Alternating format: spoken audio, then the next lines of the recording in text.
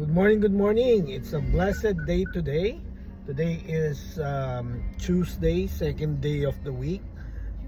Actually, maraming busy ngayon sa pagbibili ng regalo, paghahabol ng rush this coming Christmas. So, anyways, actually sabi sa Acts, no, it's better to give than to receive. A while ago, may nakita akong isang truck ng basura. Tapos may dumaan na parang naka-wheelchair. Kita mo nakapaa yung mga basurero tumatakbo para bigyan man lang yung naka-wheelchair. So it's not about how much you give or what your status is. It's kung ano yung laman sa puso mo. Diba? Tayo binibless tayo ng Panginoon hindi para mag-ipon, kundi ibahagi yung blessing sa iba. Okay? Yun ang message ng Panginoon sa atin when it comes to giving. Kasi unang-una sa lahat, binigay niya ang Panginoon sa Kristo para sa atin.